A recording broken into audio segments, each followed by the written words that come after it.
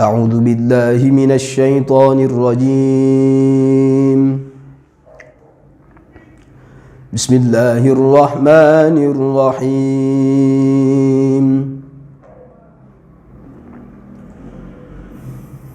شهر رمضان الذي أنزل فيه القرآن هدى للناس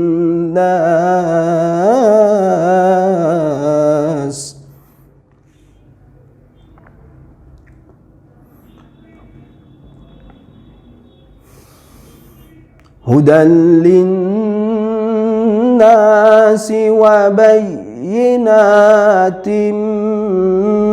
من الهدى والفرقان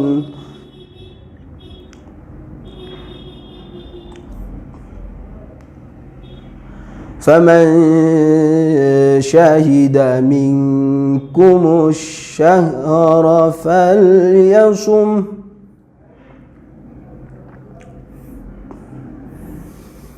ومن كان مريضا أو على سفر فعدة من أيام أخر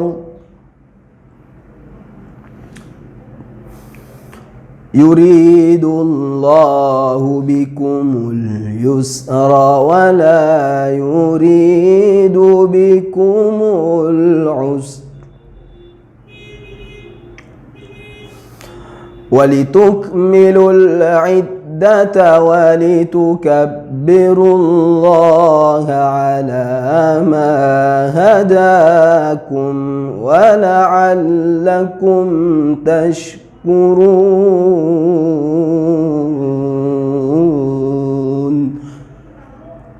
صدق الله العظيم.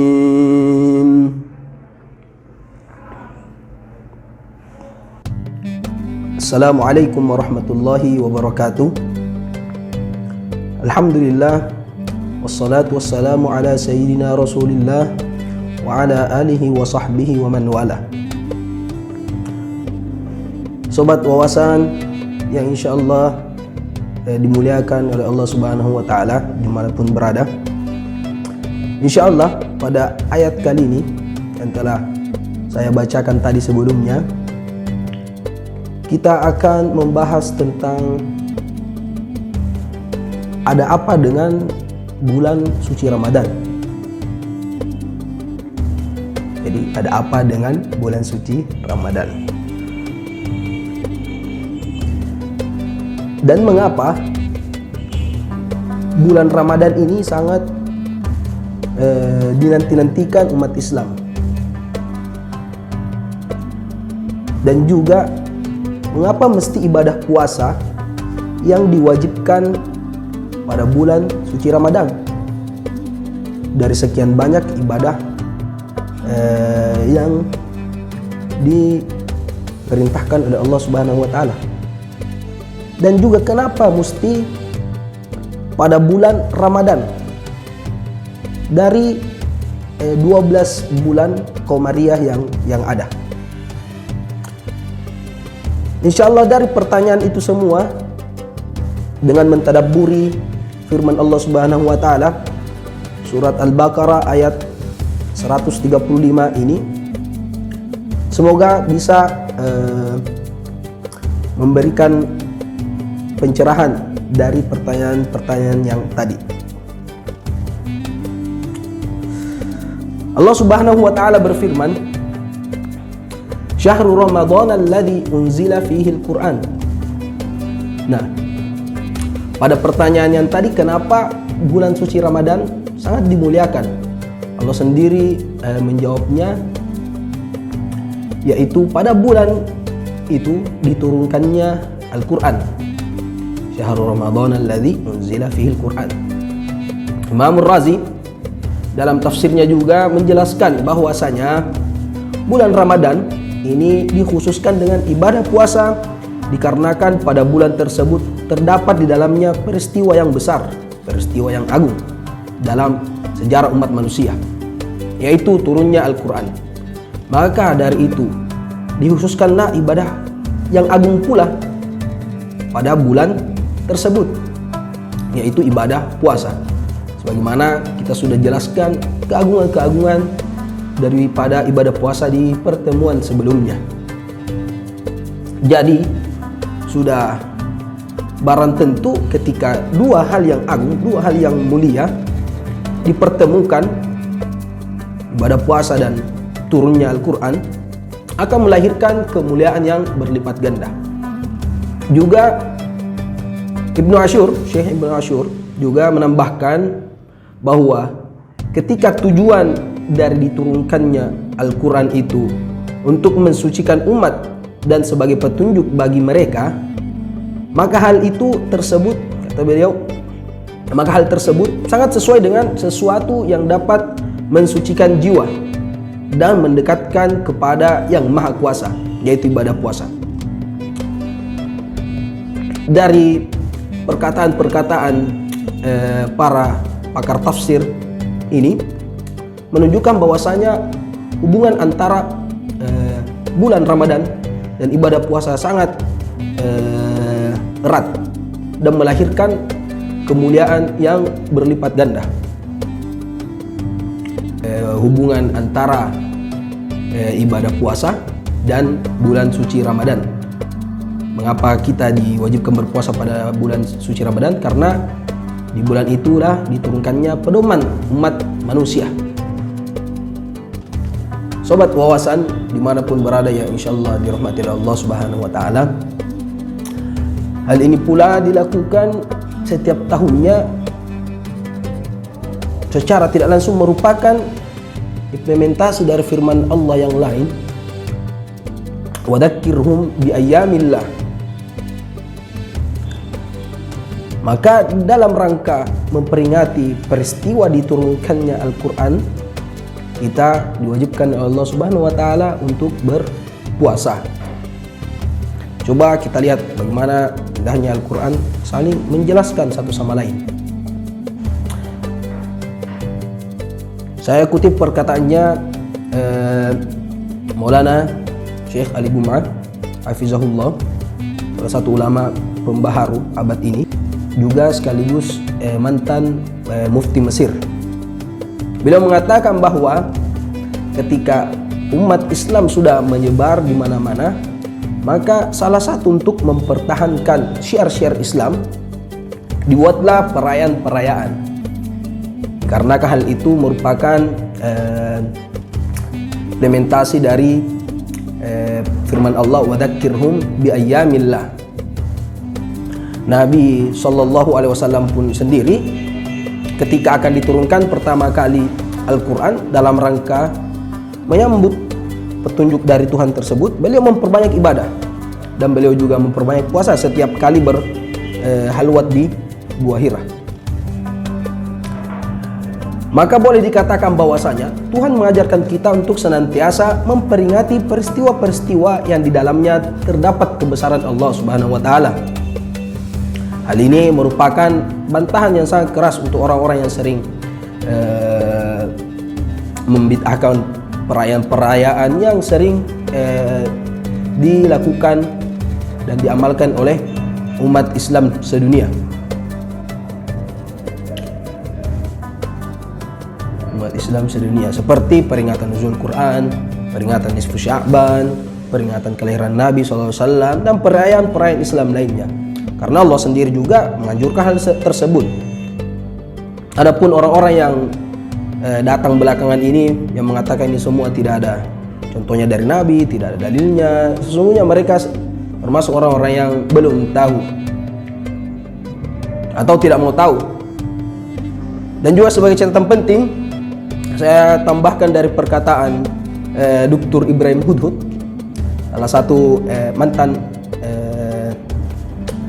salah satu guru besar Al-Azhar dan mantan rektor Al-Azhar sendiri. Beliau mengatakan dalam suatu majelisnya, meskipun kita tidak tahu kapan pastinya peristiwa tersebut, tapi tidak ada satupun orang yang mengingkari terjadinya peristiwa tersebut. Nah, lagi-lagi ini hal ini semua bagian daripada firman Allah Subhanahu wa taala, wa dzakirhum bi ayyamillah. Nah, puasa sendiri itu merupakan juga bentuk perayaan turunnya Al-Qur'an. Oleh karena itu Allah memerintahkan berpuasa pada bulan suci Ramadan, karena dapatnya terjadi peristiwa yang sangat besar. Sobat wawasan yang dirahmati oleh Allah Subhanahu wa taala, kemudian timbul lagi pertanyaan. Bukankah ketika kita ingin memperingati sesuatu, seharusnya kita bersenang-senang, makan-makan yang enak, bukan dengan bersusah payah dengan menahan lapar dan haus untuk berpuasa. Nah, telah kita jelaskan di pertemuan sebelumnya tentang keutamaan ibadah puasa, dan juga kita jelaskan di sana bahwa puasanya orang yang bersungguh-sungguh akan mendapatkan ganjaran yang mulia. Adapun puasa orang yang tidak bersungguh-sungguh hanya akan mendapatkan lapar dan dahaga. Jadi di manakah letak sukaran ibadah puasa ini? Toh segala sesuatu yang sukar dikerjakan jika kita mendapatkan janji berupa kemuliaan yang melimpah, tentu akan menjadi mudah. Dan juga para ilmuwan kedokteran juga sudah mengungkapkan manfaat dari ibadah puasa itu sendiri. Meskipun demikian, puasa juga ini hanya diwajibkan bagi orang-orang yang mampu melaksanakannya. Adapun orang yang tidak mampu, seperti orang yang lagi dalam perjalanan, atau orang yang sakit, atau orang yang sudah tua, maka itu semua tidak diwajibkan kepada mereka. Justru diberikan keringanan untuk tidak berpuasa dengan menggantinya di lain waktu atau dengan membayar fidyah. Ini semua menunjukkan bahwa Allah sama sekali tidak akan membebankan seseorang di luar batas kemampuannya. Sungguh ini justru malah menunjukkan sifat kasih sayangnya Tuhan terhadap kita semua. Jadi sekali lagi, di mana letak kesukaran yang dituduhkan oleh musuh-musuh Islam ini? Allah berfirman, "Wa man kana maridan aw ala safarin fa iddatun min ayyamin ukhra. Yuridullahu bikumul yusra wa la yuridu bikumul usra." Jadi Allah sama sekali tidak menginginkan kesukaran, justru menginginkan kemudahan untuk kita. Sobat wawasan dimanapun berada, semoga selalu di dalam naungan rahmat dan inayahnya Allah Subhanahu wa taala. Kemudian pada penghujung bulan Ramadan, gema takbiran dikumandangkan dari segala penjuru dunia menyambut hari kemenangan. Kalimat takbir itu sendiri menunjukkan bahwa kita menyembah Tuhan yang Maha Besar dengan cara membersihkan jiwa agar bisa menaklukkan hawa nafsu, juga meningkatkan ketakwaan kita. Semua itu kita dapati dengan berpuasa sebulan penuhnya sebagai bentuk ibadah kita kepada Allah yang Maha Besar. Berbeda dengan kaum musyrik dahulu, mereka menyembah Tuhannya dengan cara membiarkan hawa nafsunya mengendalikan mereka dengan bermabuk-mabukan, bermain perempuan, dan lain hal sebagainya. Takbiran di penghujung Ramadan itu sendiri juga merupakan bentuk rasa syukur kita kepada Allah Subhanahu wa taala karena telah memberikan kita hidayah berupa berhasil menaklukkan hawa nafsu selama sebulan penuh. Makanya ayat ini ditutup dengan kalimat bersyukur. Bersyukur atas apa? Bersyukur atas semua keutamaan yang diberikan Allah Subhanahu wa taala, bentuk keutamaan puasa, keutamaan bulan suci Ramadan. Makanya Allah berfirman, "Walitukmilul iddata walitukabbirullaha 'ala ma hadakum wa la'allakum tashkurun." Itulah mengapa sebabnya bulan Ramadan sangat dirindukan, sangat dinantikan, dan sangat disesali kepergiannya. Telah kita ketahui bersama keutamaan-keutamaan yang ada di bulan suci Ramadan yang penuh berkah. bulan pengampunan, bulan kasih sayang, segala amal ibadah lipat gandakan. Ibarat bulan Ramadan ini ibarat dengan tempat bertamasya atau sebuah taman yang di dalamnya tidak ada kecuali sesuatu yang indah-indah saja. Tentu tempat-tempat seperti ini kita tidak mau mendatanginya sekali saja, bukan? Bahkan Nabi SAW bersabda, "Lau alimat min ummati fi Ramadhan minal khairi la tamannat ayyakuna sanah kullaha." Seandainya saja umatku, kata Nabi Muhammad SAW, mengetahui keutamaan bulan suci Ramadan, maka mereka akan berharap bulan Ramadan itu untuk selama setahun penuh. Betapa banyak orang-orang yang terdekat kita yang dahulunya ikut sahur bareng bersama kita, ikut buka puasa bersama kita, lalu pada tahun ini tidak lagi bersama kita. Maka dari itu, mari kita memanfaatkan setiap detik bulan suci Ramadan dengan sungguh-sungguh, sedang merupakan bentuk ibadah kita kepada Allah Subhanahu wa taala, juga merupakan wujud rasa syukur atas segala nikmat dan keutamaan Allah yang berikan kepada kita yang tidak ada ujung pangkalnya untuk dipikirkan. Sekian, wallahu muwaffiq wal musta'an. Wassalamualaikum warahmatullahi wabarakatuh.